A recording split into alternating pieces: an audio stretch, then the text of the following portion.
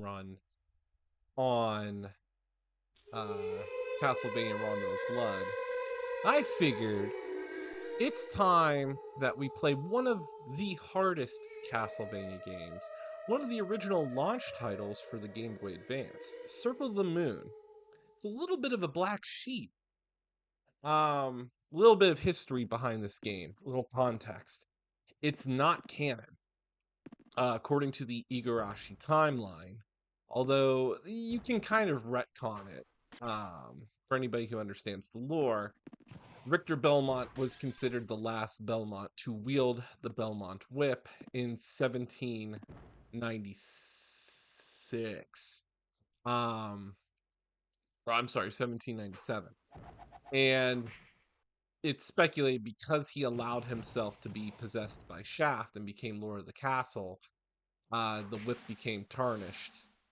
Due to Dracula's resurrection cycle, it needs to be 100 years before Belmont can be worthy of the whip. This is why we have the Morris clan, who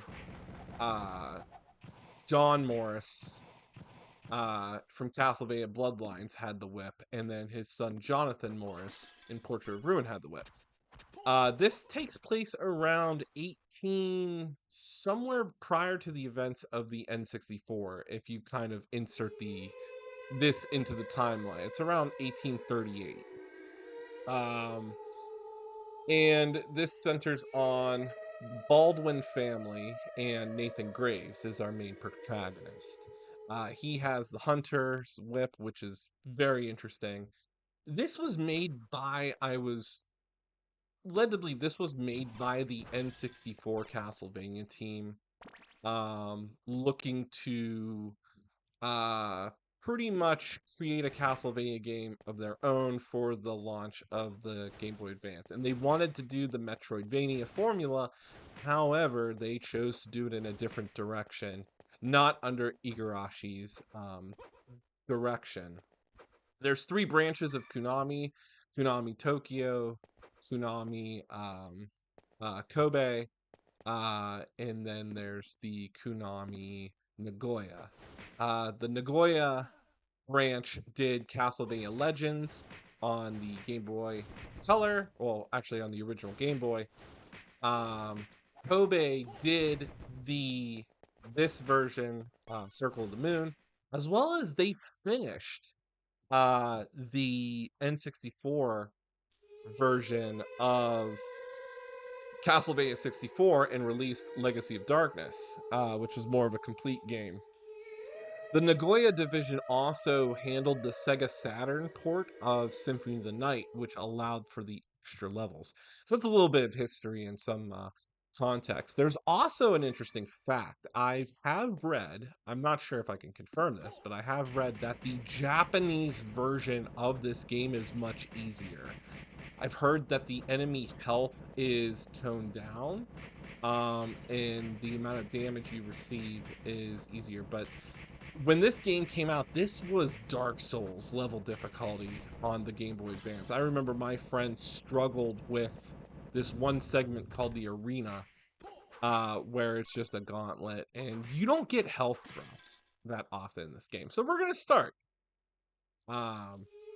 You'll also notice that they do recycle some of the music, so obviously they're using the menu background music from Rondo of Blood in this game. This game came out in 2001. Great launch title for the Game Boy Advance. The menu, interesting.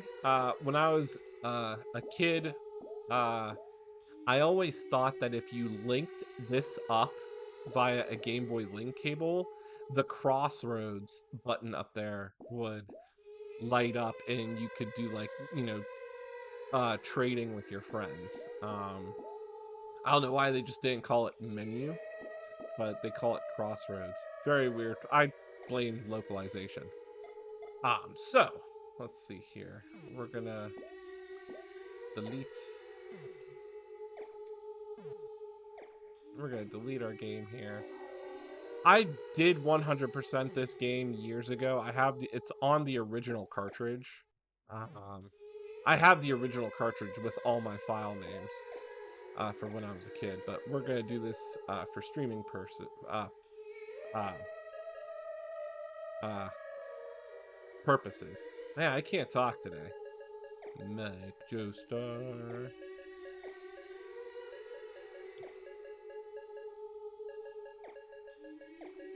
This is popular amongst speedrunning community as this game can be beaten very quickly. I think like in 4 minutes or something like that.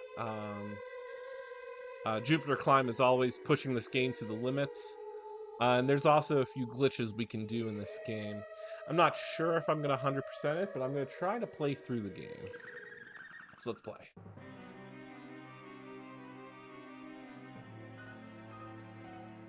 It's 1830 at an old Austrian castle. From the worshippers of chaos rise the plea for the return of the Lord of Darkness.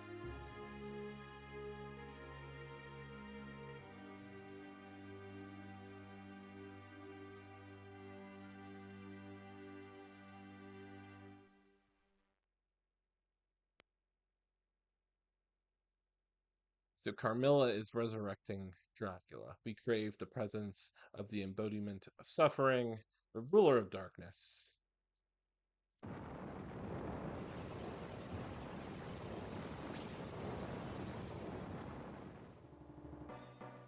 I have waited for this moment to be revived, to bask in darkness and feel the moonlight within. Count Dracula, I'm honored to be in your presence, indeed, though I lack my full power. We're preparing the right to replenish your power. Stop! You cannot be allowed to taint the world. I remember. You were one of the vampire killers that sealed me. There is no canonized explanation to explain this. It's always been the Belmonts. You've aged, Morris Baldwin. It is your duty to see you banished. To use my nemesis' life to return my full power. I have no use for children. Begone. Hugh Nathan. Master, father.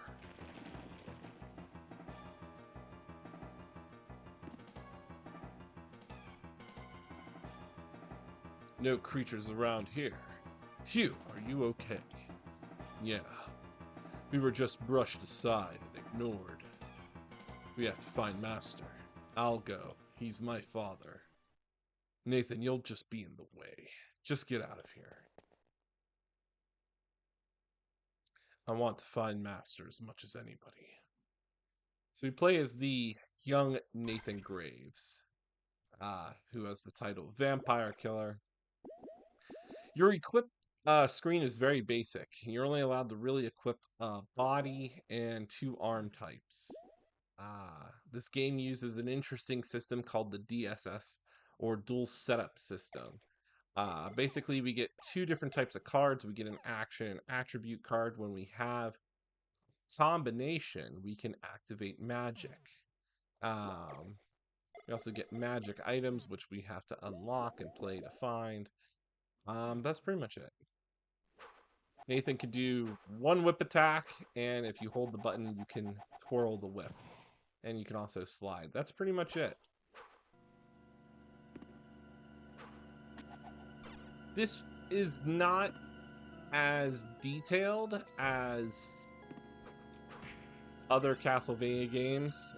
This was the first time this division and team made this for the Game Boy. So a lot of the early concepts of the Game Boy games were centered on the fact that understanding the console itself does not have a backlit screen.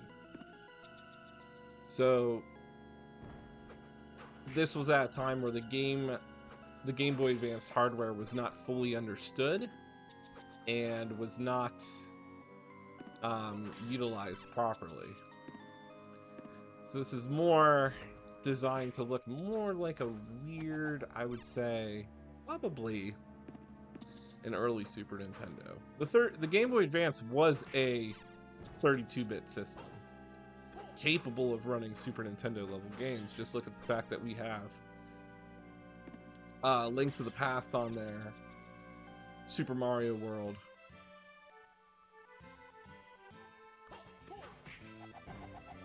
But you'll notice that this game uses minimal textures, whereas Harmony of Dissonance and Area of Sorrow were much brighter and more detailed in their design, which was just to showcase what it, the hardware that was used. Here we have a roadblock. We can't push that because we don't have the heavy armband.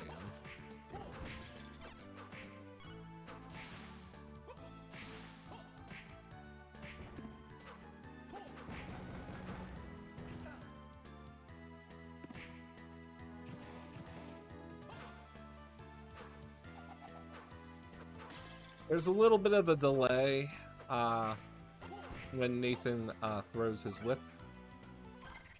You'll always get, no matter what, you'll get the first two cards, the Mercury and the Salamander card.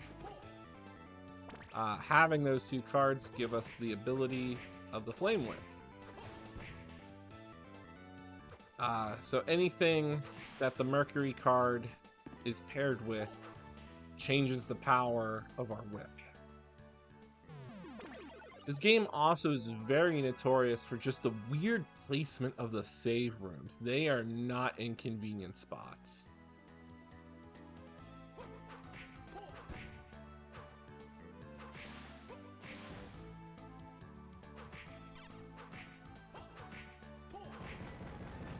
This game is an XP fest when it comes to grinding. There is a lot of grinding that sometimes has to be done in this game. The enemies are just weirdly overpowered, and you will find yourself in situations where you are very underleveled.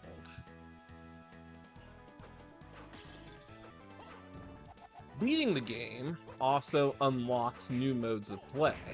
If I remember correctly, after you beat the game normally, you should be able to type your name as type in the name Fireball, and you will unlock Magician mode, which basically starts you off with all the DSS cards, and you'll have higher than normal intelligence and magic right from the start. After you beat that, I believe there's Shooter, where if you have two knives, you basically throw a homing dagger that can seek across the screen to hit an enemy.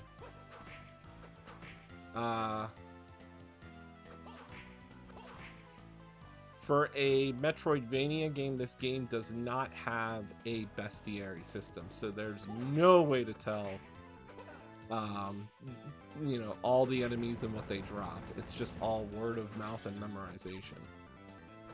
If you beat the game after Shooter mode, you should unlock Thief mode, which gives you insane level luck to make enemies drop things, and you have higher than normal hearts, I think that's pretty much it. I think there's only 5 modes: Vampire Killer mode, Magician, Shooter.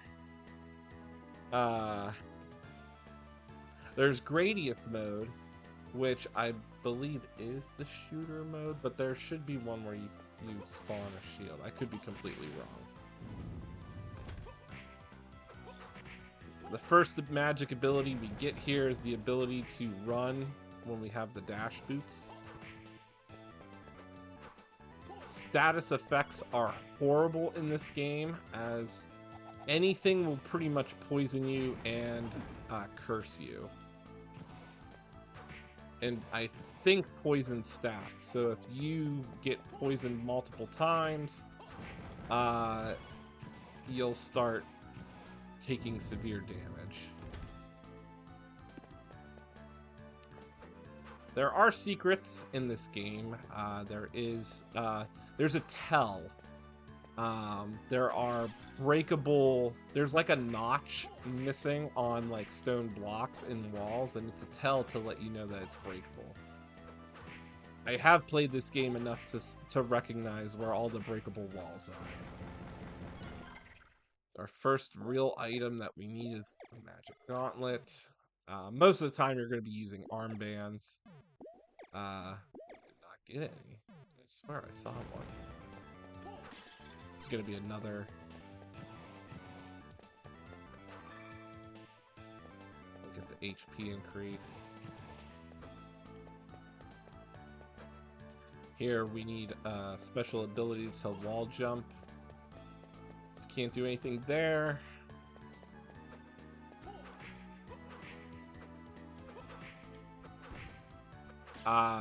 The Earth Gargoyles should be able to drop a DSS card. I don't know which one, but I have seen them. So it's like, here's a breakable wall. There's usually a notch missing.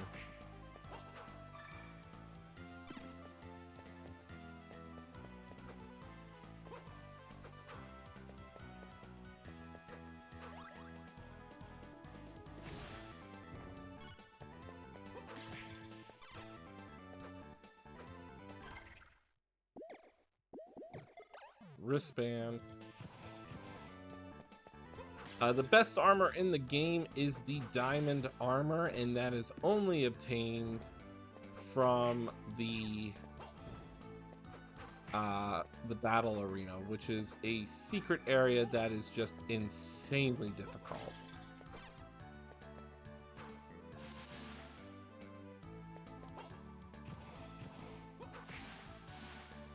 Sub-weapons are also scarce. They are not randomly dropped by lanterns. They are found in specific areas. I mean, they'll come out of a lantern, but they're only in specific levels. So what we saw here is the knife drops around here in this level. The stopwatch you don't get till you go into the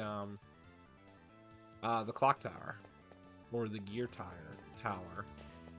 There's really no clock in there. You fight the iron golem.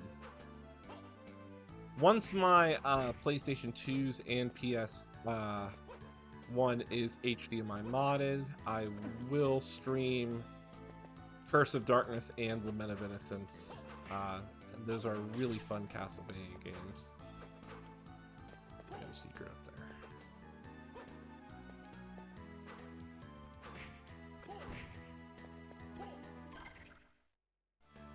This has an intricate layout. It's a very interesting castle. Oops. The spirits just will never stop spawning. Weirdly enough, they look like Morris Baldwin.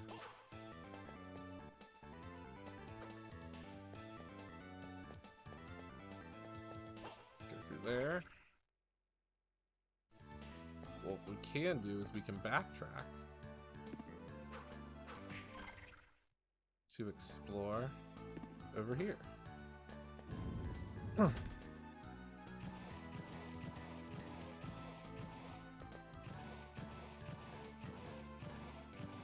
I was not fond of this game after beating it like so many times.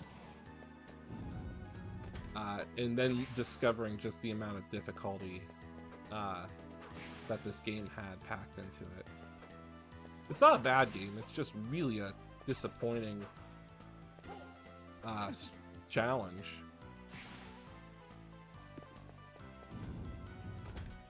Oh, can't go through there because we don't have the tackle ability.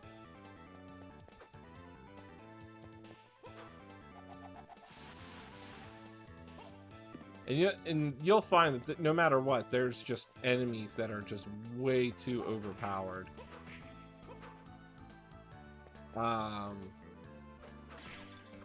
Usually when you get to the your journey to the chapel, you'll start to see just the difficulty curve just spike up, and it's just unreal. And again, the save rooms are not placed in convenient locations, and enemies rarely drop potions. That's pretty much your only healing item is potion, and maybe I don't even think high potions are real in this game. Oh, I've ran back way too far. The music is amazing.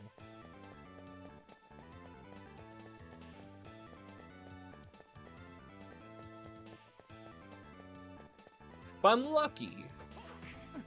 The Earth Demon should be able to drop a DSS card.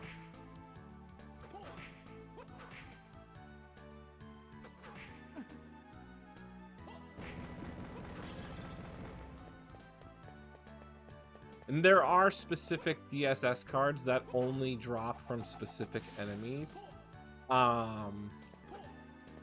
And that's a huge disappointment because, again, this game lacks a bestiary system, so you can never check where they drop from. If you buy the Advanced Collection, the Castlevania Advanced Collection on all available platforms now, they do include an in-game bestiary system that you can check on the not on the menu screen, but on like the system screen. And it's really informative because it tells you exactly what they do. And also there's a DSS card tracker, which is very helpful. That allows you to, it'll actually tell you what enemies kind of drop cards.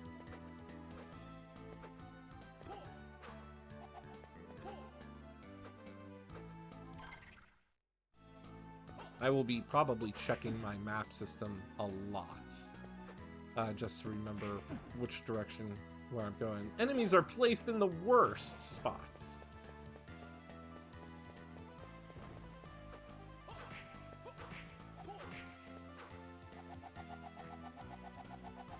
The spirits will never cease to spawn. They are infinite spawning enemies. I think there's a health over here. Oh, it's magic. Although there's a really cool trick we could do. We can damage boost up here to get the health item. We just gotta get lucky with a spirit.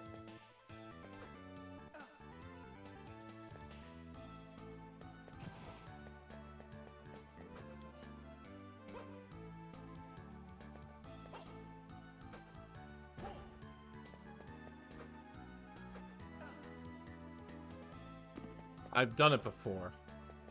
It's a... Whoop. Up, up, up. Come on. I know there's a health item up there. There we go. Ah! Fine. There. Oh, that was so close.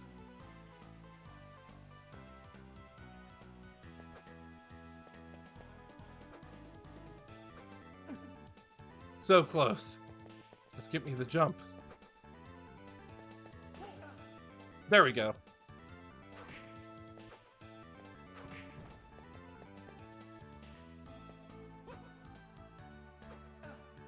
There we go.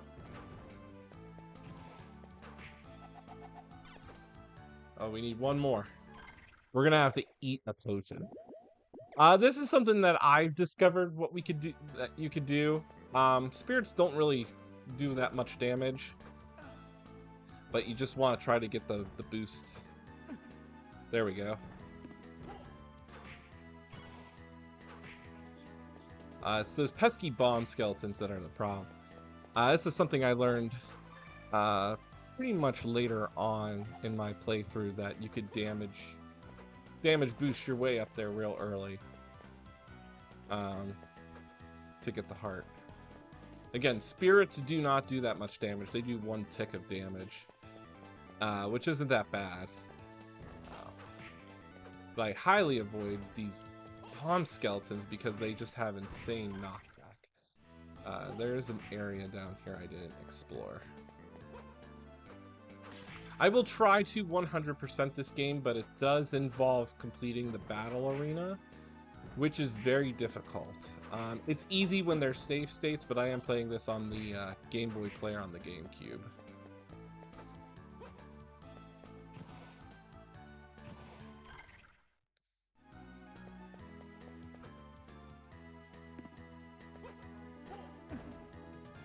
I think there's a save room up there.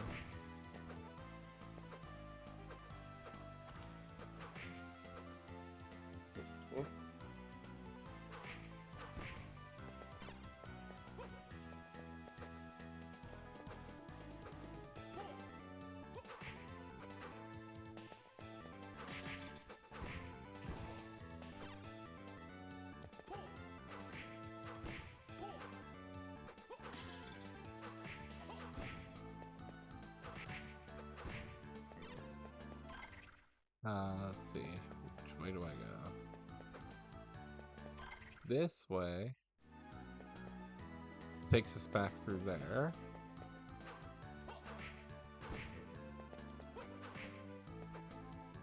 Ooh, an item. Definitely take the cotton robe. Oh, there we go.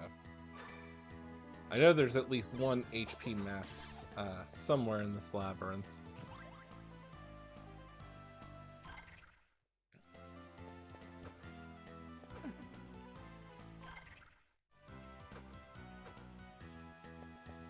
Go back.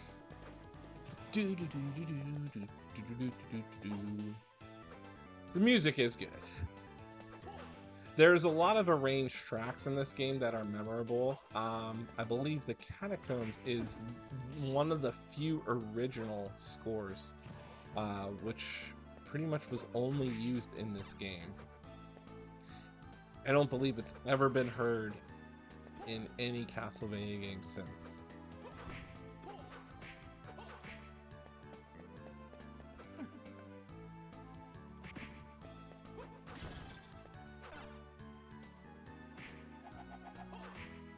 And as added trivia, I will also identify where each tune was from while playing this game.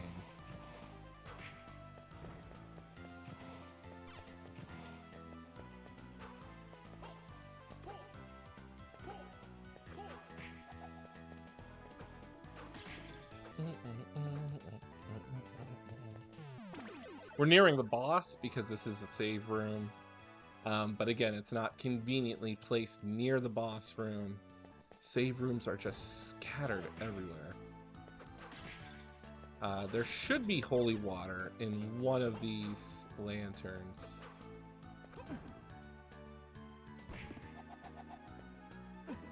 Oh, gremlins.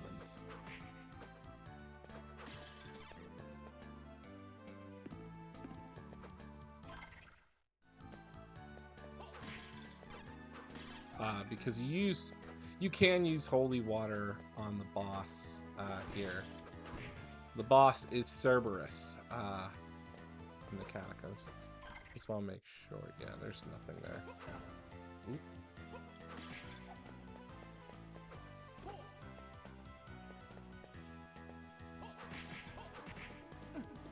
The bubby.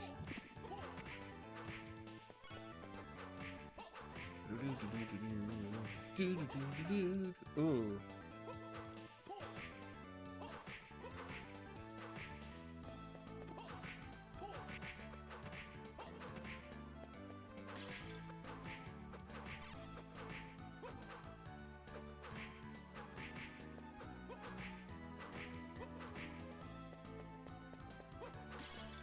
There's the holy water. Yeah, we will need the double jump ability. There are some enemies where you have to use whip magic to manipulate. So there's these floating brains. And you need to, if you want to get to like the item early, you have to use the Cockatrice card and the Mercury card to create the stone whip, which allows you to petrify enemies. They are one of the only few enemies that can be turned to stone and not damaged. So you could, stack them up and jump on them.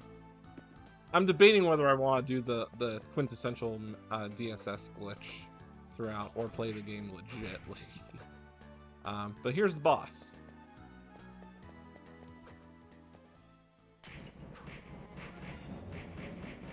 It's funny that the boss music is reminiscent of N64 boss music, especially in the beginning when you fight the giant skeleton.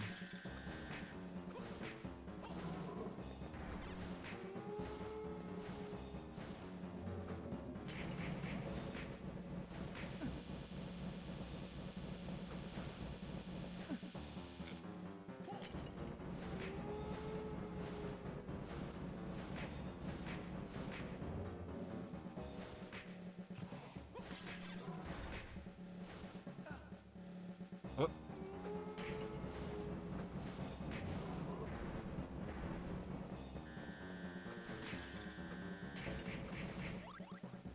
There we go. I don't know if damage stacking is a thing in this game. I'm not sure. I know it is in Harmony of Dissonance. Oh, here's another thing. Defeating a boss does not give you a full health orb. That's another thing that makes this game super annoying. So you're just expected to continue. I'm not making this up. Every Castlevania game, you get something for defeating a boss. Not here. You get nothing. You just get, go on to the next area. And it's so bizarre. So now we get the double necklace, which allows us to mid-air jump. Not that there's anything really, let's see, there's only one area that we need to use the double jump on. So we gotta go back. Now, big rule of thumb is no matter in this game, you defeat something, make your way back to the save room because it's a pain to fight it again. Because the difficulty's just gonna ramp up.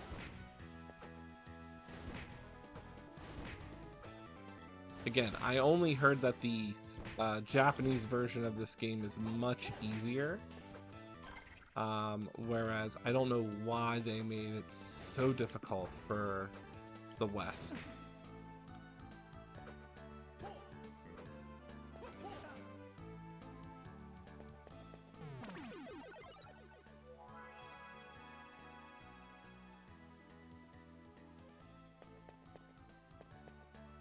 It was like the developers were really trying to make a really good Metroidvania game, but they just were not as experienced as Igarashi.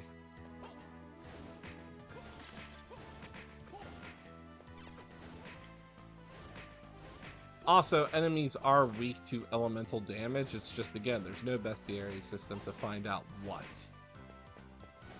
Because look, I am burning these mummies.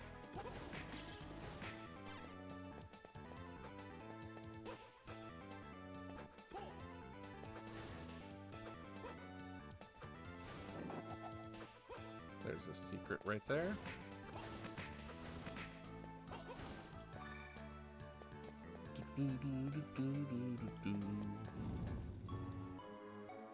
This is the Abyss Stairway, but it's playing the tune The Sinking Sanctuary, which was first introduced in Castlevania Bloodlines.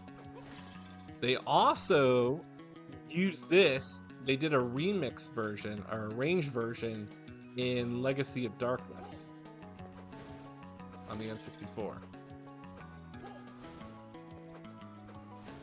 As you notice, we can't jump up that high, so we're going to drop down here and go this way. Now, there is a secret, but we don't have the stone whip. So we'll come back to that area later.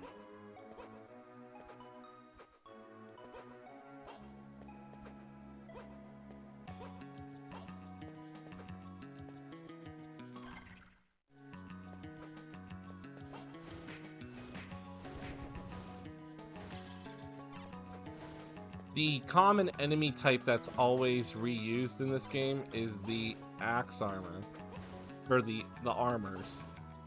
They are alternate color and appearances.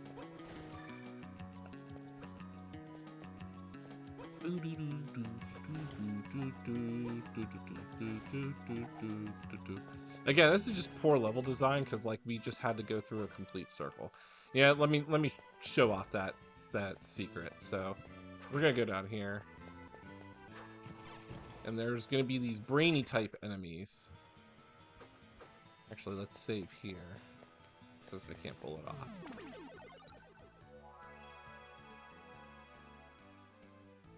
So I'll demonstrate how the DSS all card glitch works. Basically, what you do is, as long as you have a combination, you can change the attribute of the card while you're in mid power up. So there's usually 3 frames that Nathan does, aside from these flea mans just attacking me.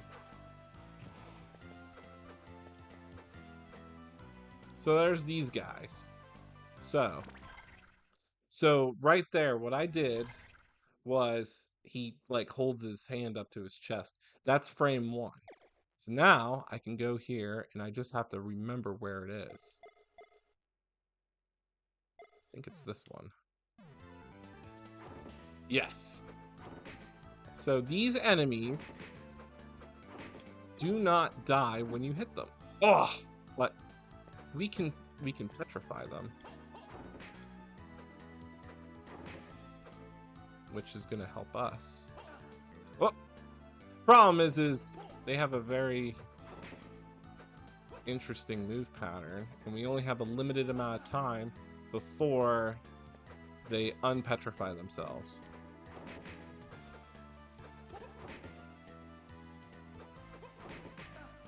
Whoop. And even if you do kill one, basically you just gotta reset the screen. Whoop.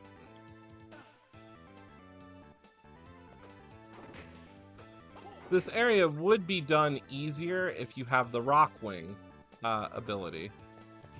So we're actually just gonna go over here first, get the magic. Try this again.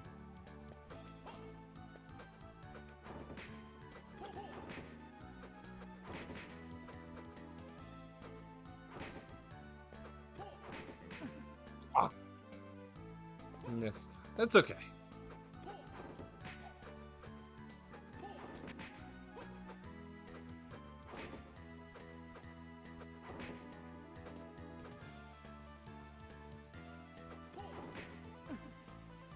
Not enough time.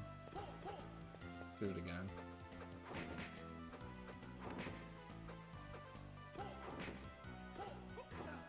Whoop.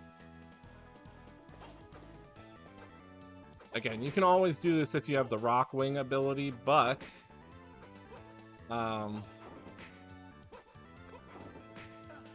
whoop. You know, the struggle is do it now.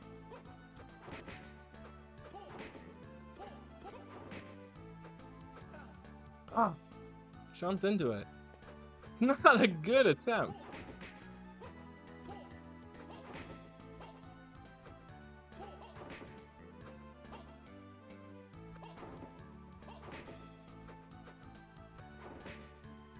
There we go. All that just to get a health up. But yeah, these guys are one of the few enemies that do not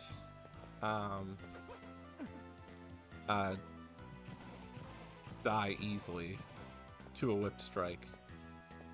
You'll find them in areas where you need to platform. Now there are rooms that we can't do, like those rooms that have like a stone block or a heavy iron block, because we need the abilities to move them.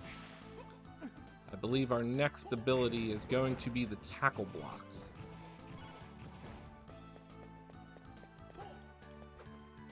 Now, once you turn off your glitched DSS ability, you have to default back to your current card setup. There's a level in this game where poison is the worst, and you can get poisoned by various enemies, and it's just horrible.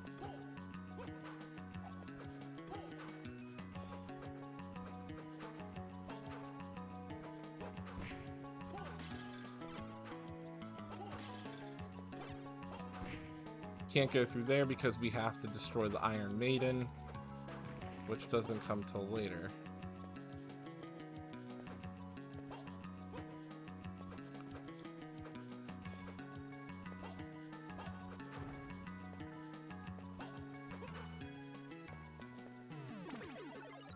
At first they put save rooms kind of in convenient locations, but they're not. Like, we've only journeyed like maybe a few screens because there is one area where there's no save room, and it's just god awful where they put the thing. I think there's a breakable wall up there.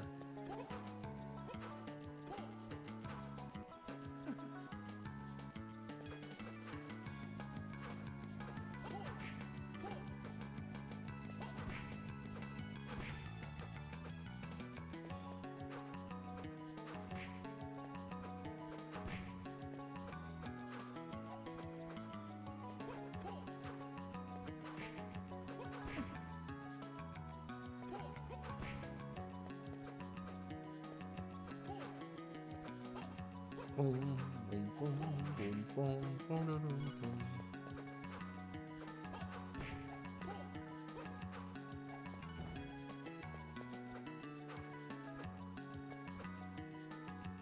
Can't go through that door, and we can't go up there. We don't have the wall jump ability.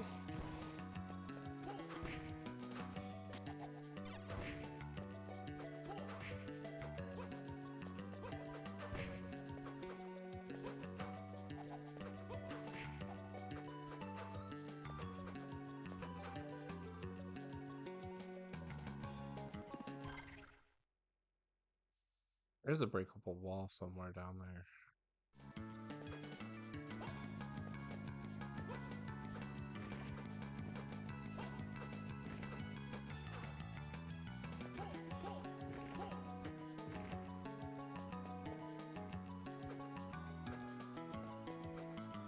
We'll be passing back through there, so I'll make sure to grab it.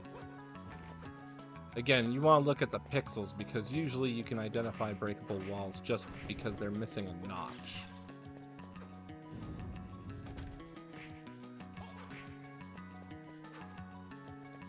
Now what we did was we just returned all the way to the castle center. And you realize this door is locked and we need a key. We also can't get through there because there's a magic barrier.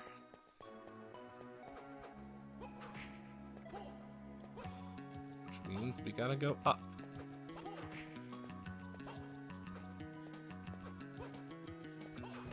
So like right here, it seems like this notch here is a little bit darker. Boom, secret wall. Yeah, there's usually a tell.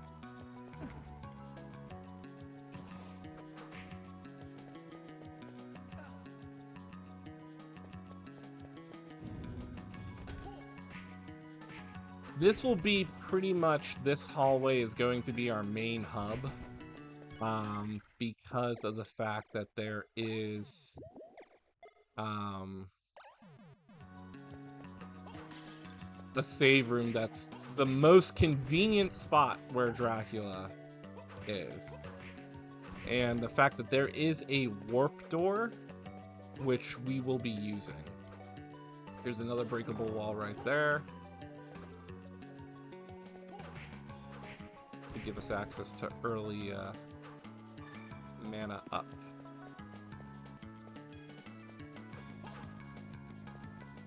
Yeah, this save room right here is going to be our favorite one. It's conveniently located in the middle of the castle, And pretty much what we do is, since we made it to the castle center, we will be spiraling out different branches to find what we need to do.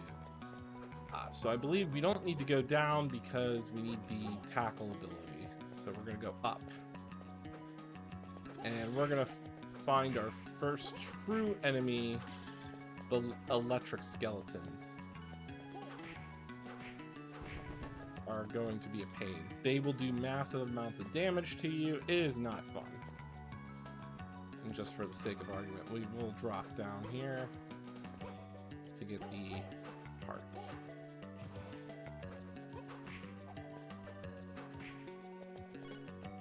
It might look like we're getting potions, but I kid you not, potions only restore like 10 health. It's not even worth it. And it's just not fun. Healing items are incredibly rare. And when you're in the battle arena, there's no save room. It's how far can you go?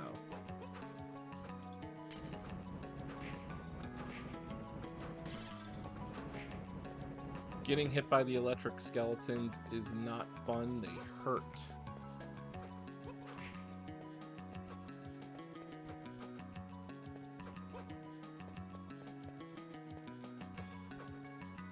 Now we're going to take the upper path. They do 20 damage.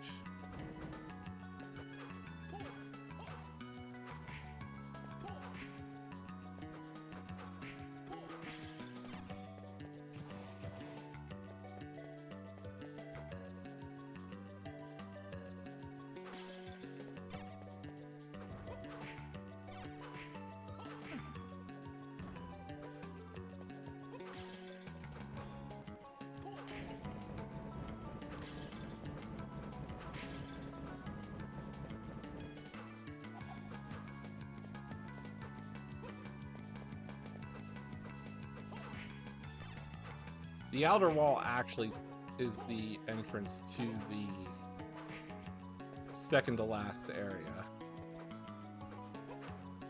Problem is we don't have the rock wing, so we can't do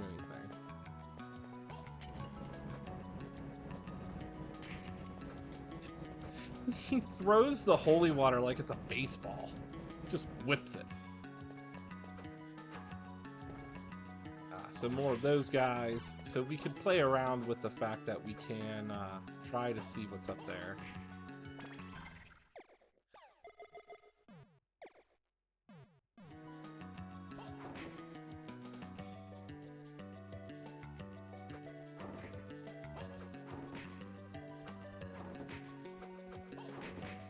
Whoop. Start over.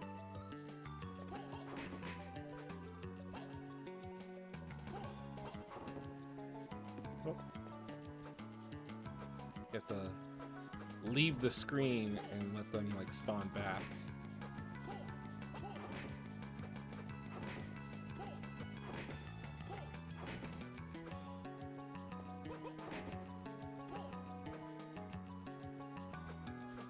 We don't have the wall climb ability, so you have to.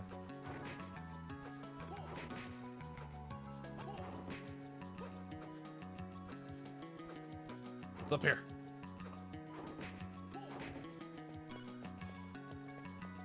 You got mommy skeletons. No secret wall there.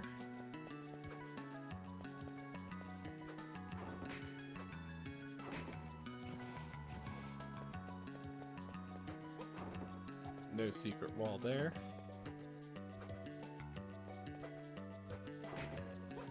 Ah, there's a health item. We will gladly take that.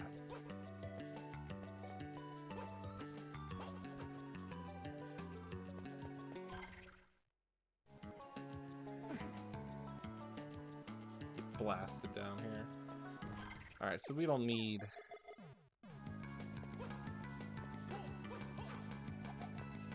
nothing there.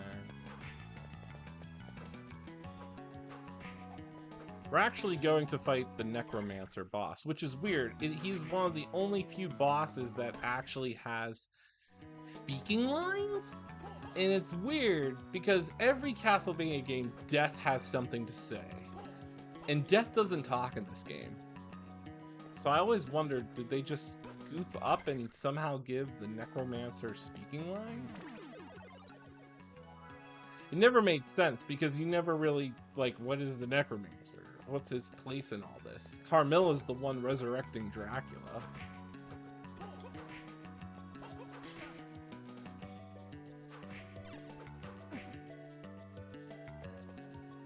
Go this way.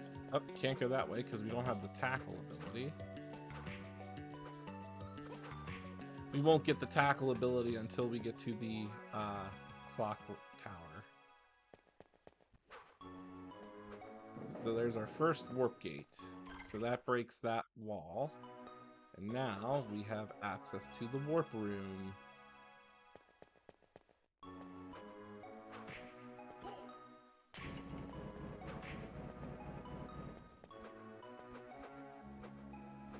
Holy water will be our friend along with the cross. I find, ooh, we got another card. Ah, we got the golem card. Now, this gives us the earth whip, which allows us to have a double extended whip, which is pretty cool. We were lucky.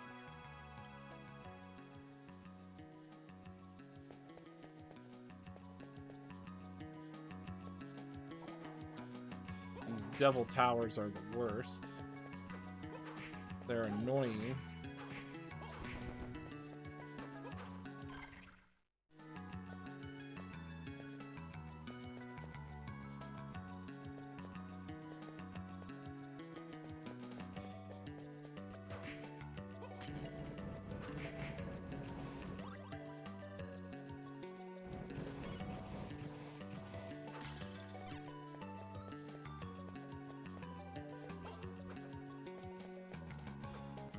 Can't go up there because we don't have the wall jump.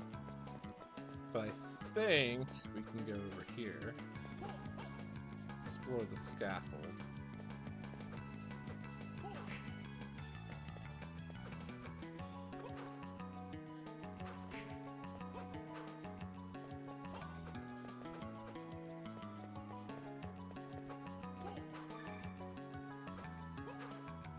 The graphics are not bad in this game. I think they could have been better, but the way the team was probably unfamiliar with the Game Boy Advance's hardware, this was the best that they could come up with at the time. But some of the enemies, especially some of the sprite work, was good. The only difference is they made Nathan's sprite work small. Ooh, we got the Mandragora card. That gives us the Thorn Whip.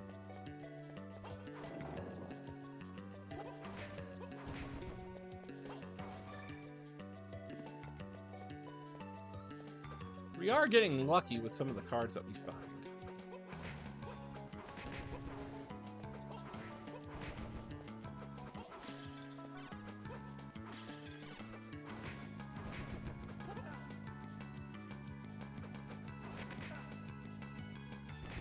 Thorn Whip is pretty powerful, and this is really expected to be found here. Every time I've fought the Necromancer, I have the Thorn Whip unlocked. What I didn't anticipate having was the Earth Whip, the Golem Whip. Which is, again, pretty interesting and pretty cool. There should be a dead end at this hallway, because we don't have the tackle ability. Yes, that was correct.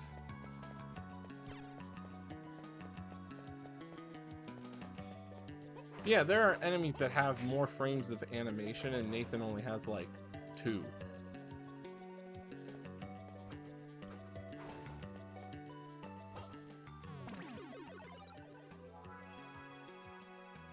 There's our first save near a boss.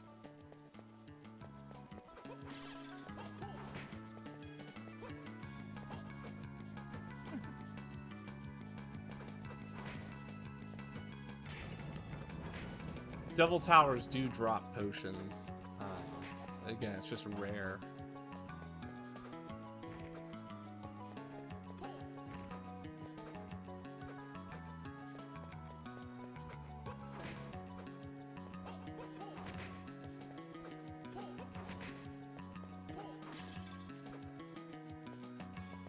we might take the axe for this one.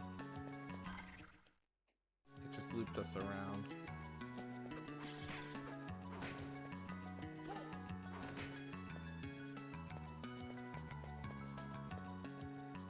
So here we are at our second boss. Extraordinary to be dropped into the abyss and still live. But your luck is about to run out. Get out of my way, child. Before I finish you, I will tell you some news. Your precious master is already in our power. What? That old man will feed us with his soul. The rite has been prepared, and we only await the full moon. Still don't know why they gave such a throwaway character speaking part. It should be death. No.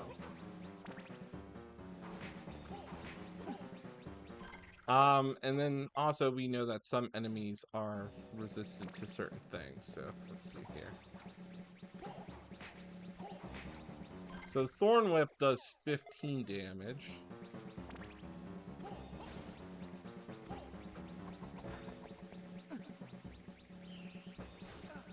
Oops. Yeah, so Thorn Whip is the most powerful.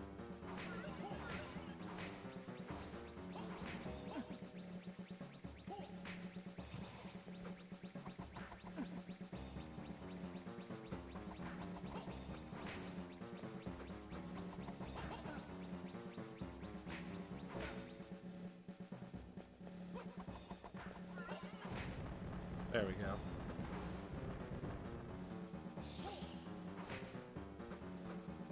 This is, if anybody remembers that Eddie Murphy movie back in the day, The Golden Child, I swear they lifted this boss animation from it. This form is literally the bad guy from The Golden Child. Sardon Mumsfee.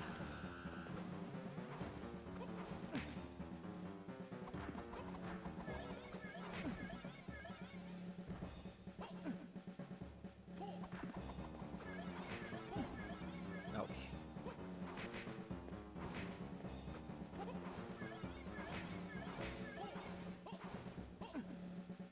We could probably cheese the boss using the secret skeleton card, or the skeleton ability, where we have a 1 in 8 chance of throwing a big bone that does 999 damage. But we got through it.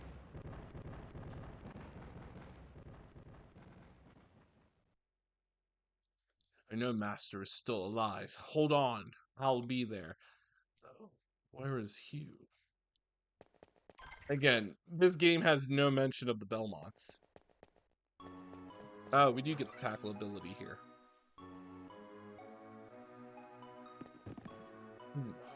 The tackle ability does damage. So we can bulldoze some skeletons.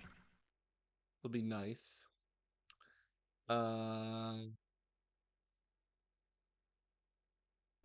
We actually want to go save and then go up. But I'm going to bulldoze that electric skeleton.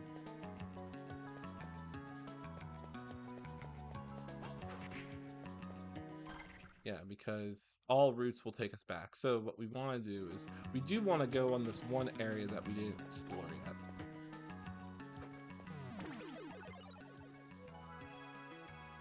We're coming up on an hour of stream this, so I am going to call it really soon.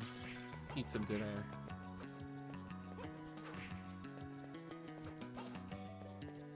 Check in with the family. It's one of those lazy Sundays. There's nothing wrong with lazy Sundays.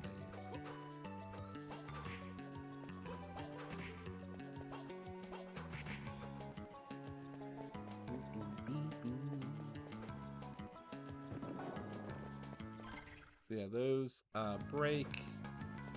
And what we're going to do is we're going to long jump. Not long jump. We're just going to run through here.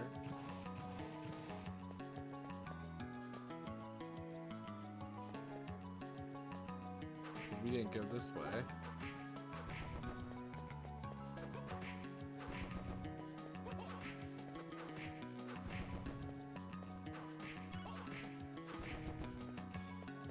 There's not that much diversity when it comes to items.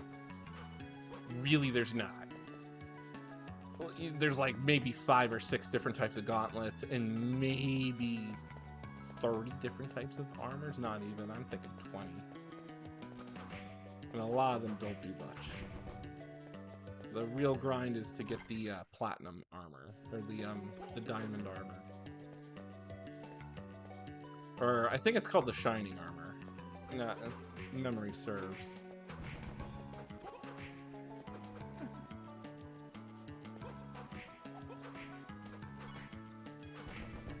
But you will get tons, maybe 100 armbands, since that is apparently like the common item drop.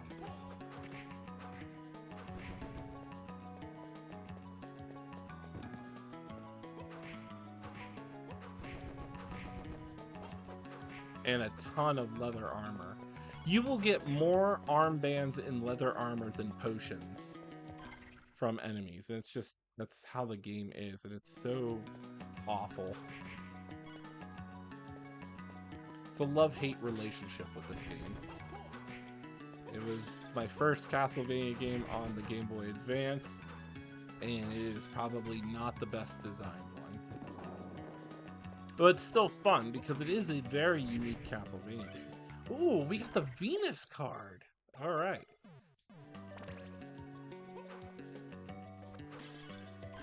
What's the ability? Inflicted damage is 25% increased. That's good. Let's see what this one does. This is one of those. You have to hit enemies for a chance at healing. Or is it, do we stand still?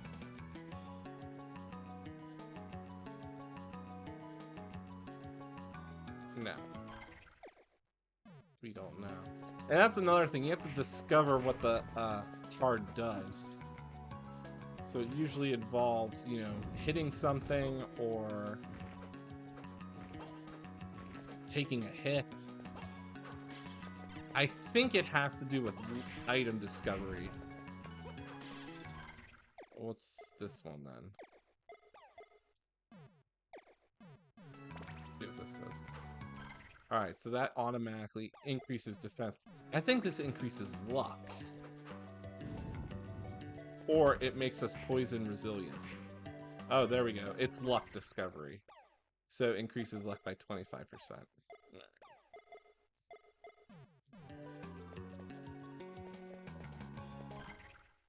So now, we're going to go into the next room, which is up here to the clock tower.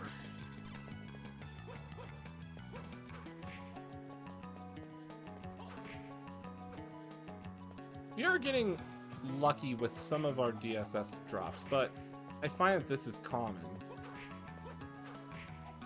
Usually any playthrough, you'll have like 50% of the cards unlocked by the end of a playthrough. But there are specific enemies that drop very specific cards. The Holy and Devil armors will only drop the Unicorn and I believe the Black Dog card. And Holy and Devil armors are only in the end game. And there's one armor set. One armor is straight up only in the battle arena. I think it's the Dark armor. Or in the Machine Tower, not the Clock Tower.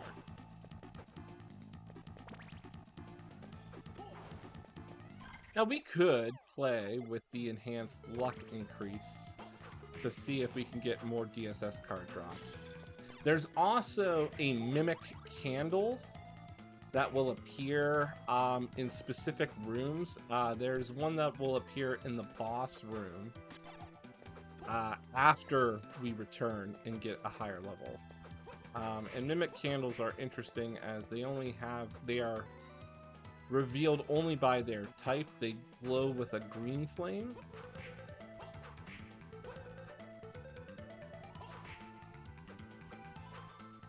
And if you don't kill them fast enough, they will disappear. Now the music here was first played in Castlevania 3 Dracula's Curse.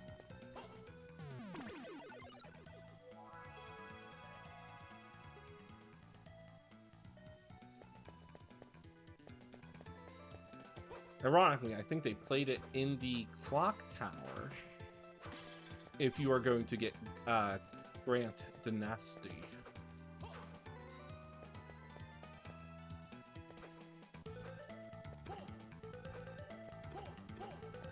I remember just these platforms are the worst.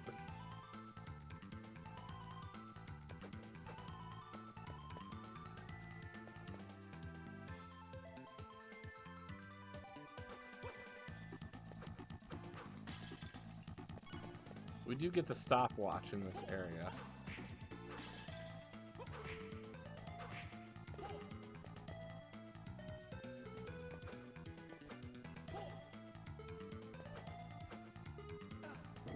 Oy. Not the Medusa heads.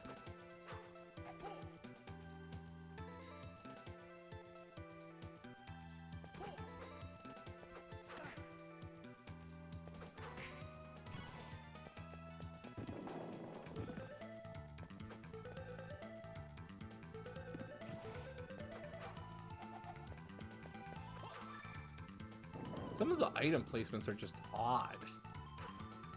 Like the HP ups and the MP ups. You'll be running and you'll think, oh man, I finally found one. And then next minute, it's like, oh, it's an MP up. I really need an HP up.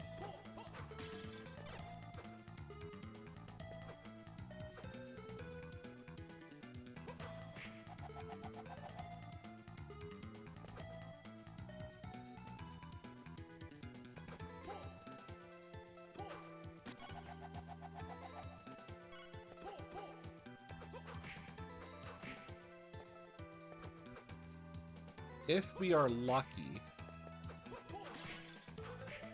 there is a possibility we can get the sword card.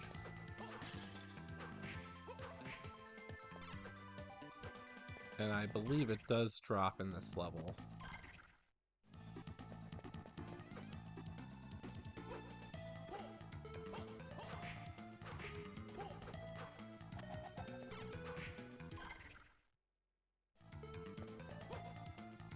Is there a door there? Oh, we don't have the wall climb ability, which I think we get actually at the end of this level.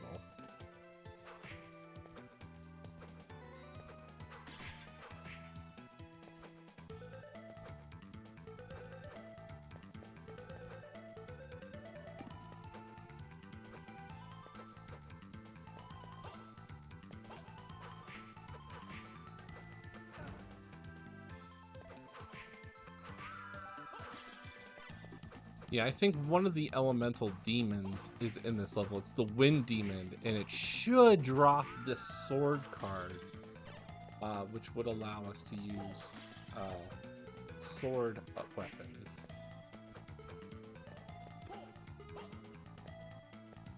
And it would be the lightning demon, now that I'm thinking about it, because that's in this level.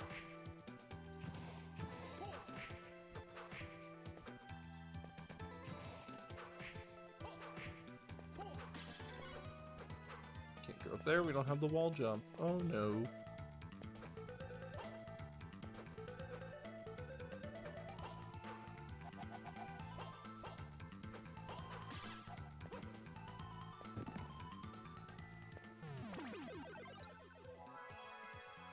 I mean, so far we're cruising through the game quite well. As expected. But again, once we make it to the Royal Chapel, it's going to be a different story.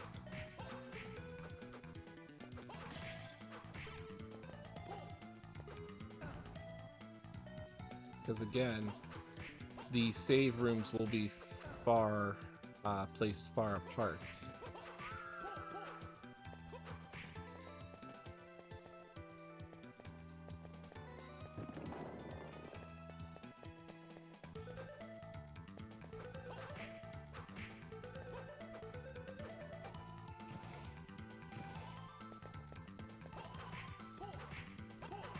Thunder demons are pretty tanky. This is the first time we encounter one. There we go. Manticore card. I knew they dropped something. Oh, so that's interesting. So we actually got a Manticore card instead of the sword card? So the Manticore card gives us the Poison Whip. And that's a pretty cool. That is like the only ability that allows us to whip diagonally. And this one should give us the ability of resist poison. Oh, what did it do? Double hearts. Okay, I was wrong. So let's just go back to increase luck. But I do remember getting the sword card here. There we go. Breakable wall.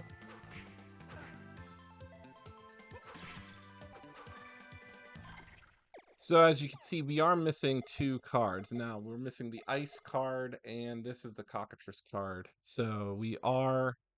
I don't remember who drops that one. But I know the ice card does drop from ice enemies, ironically. Hello!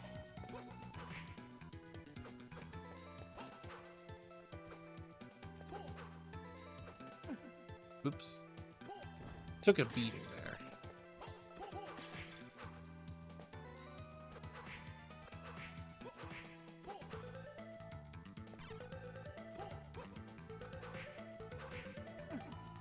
Oi. Another magic gauntlet. Not necessarily fun. Not really an exclusive item. We'll keep the axe. Ugh.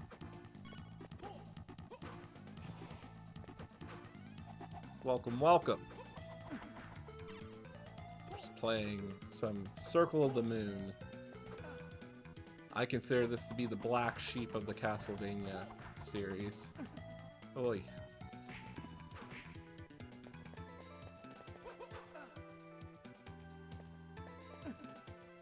I ran into that. There we go. Take a hit there. Oi. We'll keep the axe.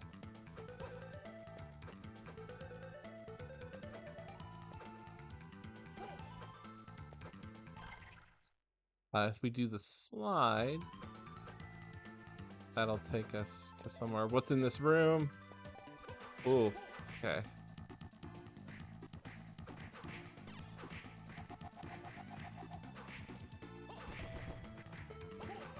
We definitely needed that health increase. It was getting dicey. Ooh, take that. I have a love-hate relationship with this game. Only because this game is extremely difficult to 100% and just play.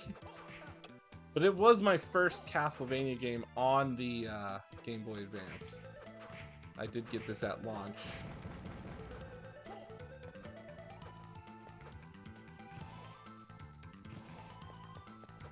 We are going to try to 100% this. I'm not sure if I want to because the battle arena is horrible.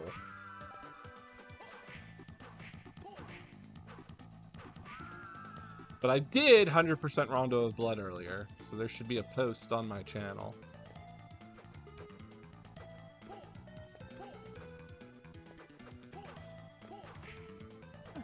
Ooh, we took a little bit of a lightning shock.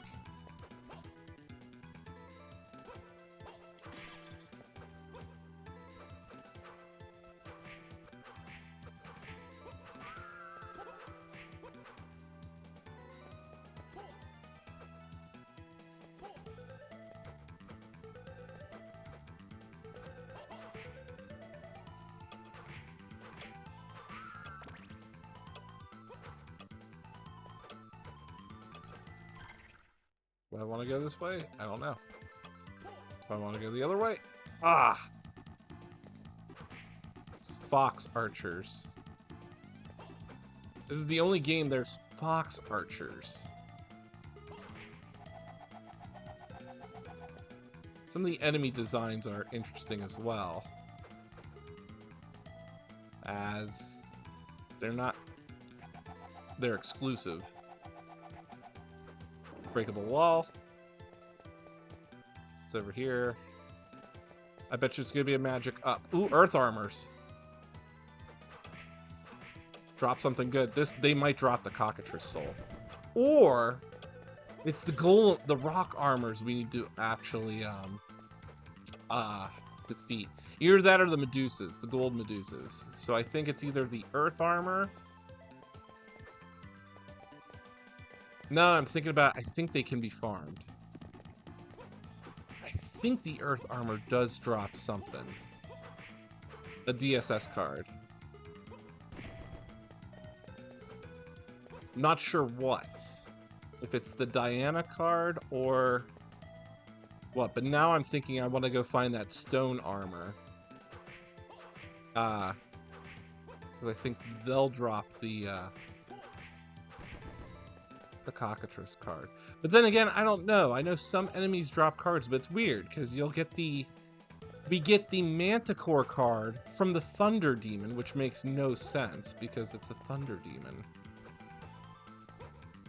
Did I go that way? I did. Oop, missed the jump. And it takes 20 hearts to cast the stopwatch.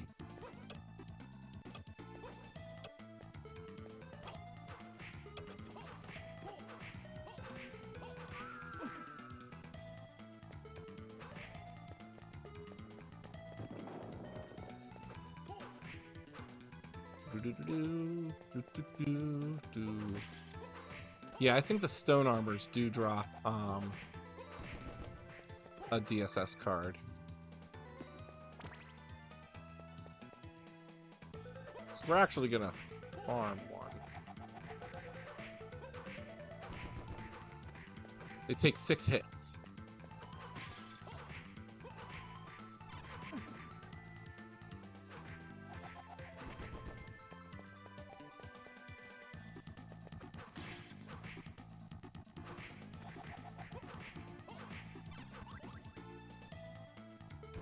I took a level up.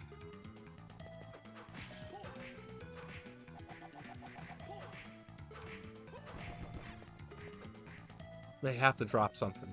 Drop me the cockatrice armor. Or the cockatrice soul card. What's my... Yeah, my luck is 287.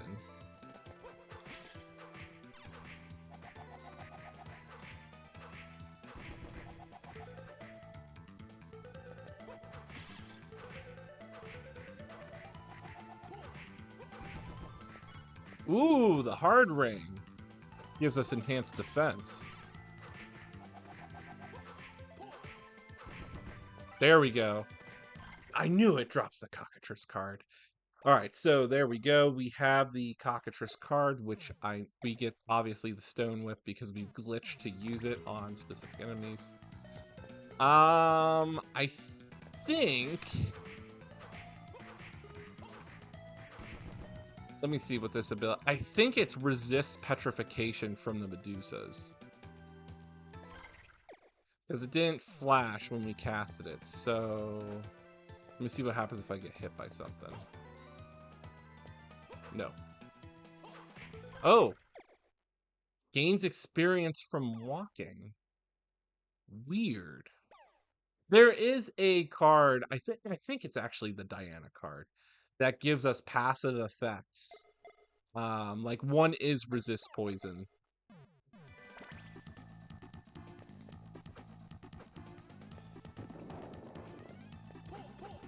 So we are actually doing really well with our hard progression. Up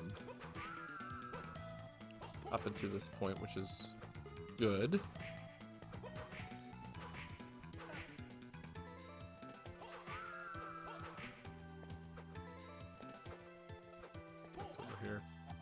No breakable wall.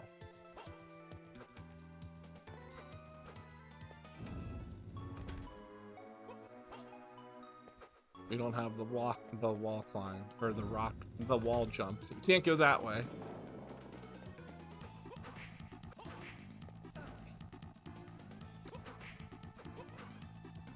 I think the ice shades are... Whoa! We got the Jupiter card. That's the sword card. Oh, no, I'm wrong. So that gives us the fireball. What does this one do? I think that, does this heal us? Yes. If we're standing still, we heal.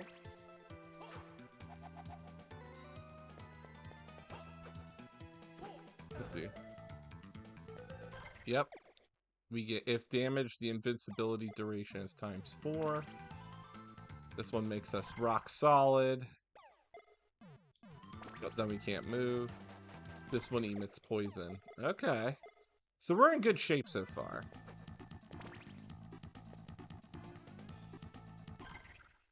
Oh wait, that was a room I never went down. Let's go explore.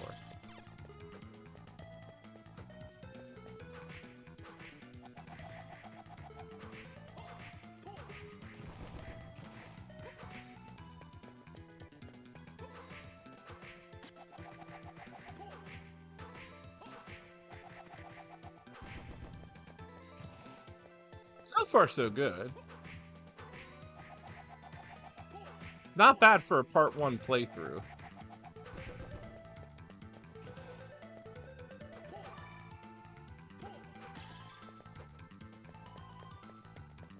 I mean, I am doing pretty good so far. I mean, I'm not tooting my horn or anything. I'm just saying, I just remember this game was tough, but maybe I'm seasoned. There. Ouch. But we are getting into a sticky situation here. We are in dire need of a save room.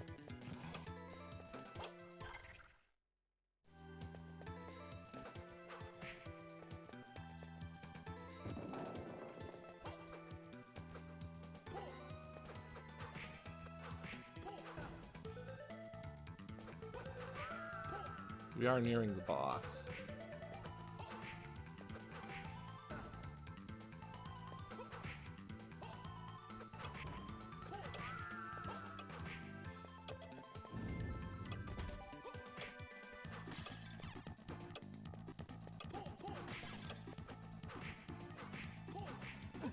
Ouch. Oh man. Oh man. Yeah, potions only give you like 20 health.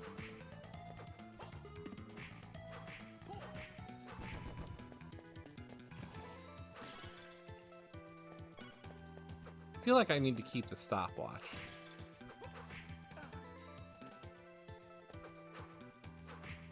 One, 3, 4, 5.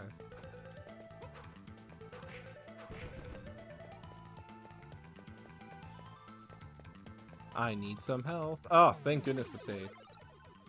Oh my goodness. It's getting dicey. This could have been a deathless run.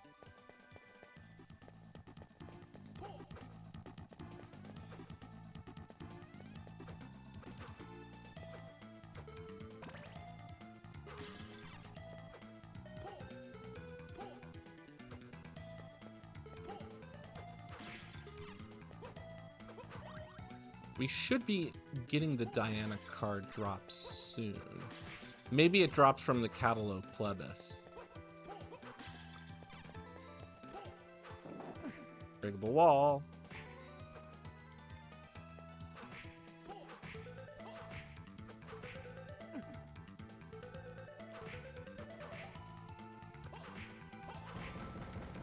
More magic gauntlets.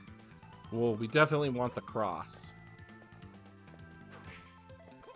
As that is definitely an item not dropped normally.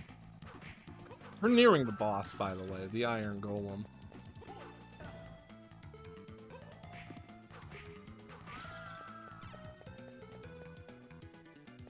All right. Now, let's see here.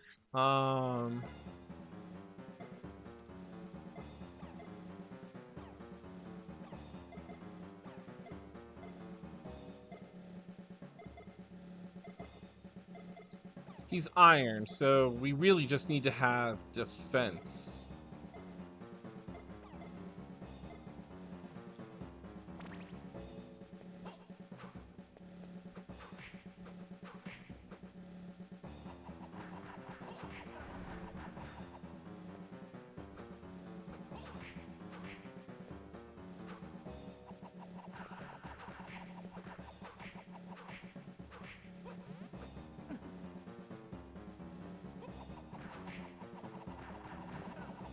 Ouch.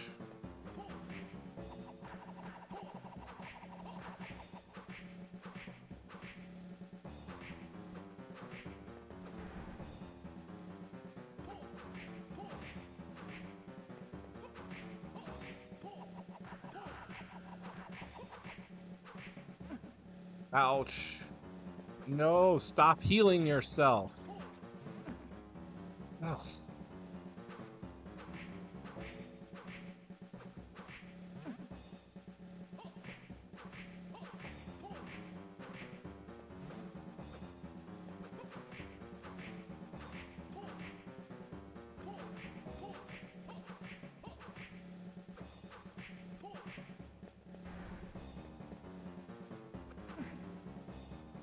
Oh, not good.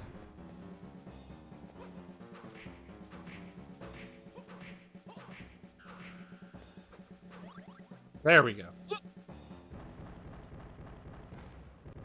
Iron Golem is just a damage tank of the boss. Hugh, are you all right? What are you doing here? Are you trying to take my glory? What?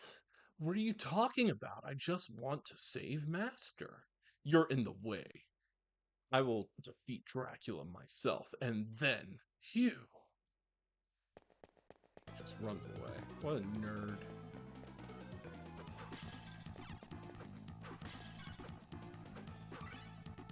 Now we got the kick boots. So that allows us to wall jump. Pretty much going to conclude part 1 here.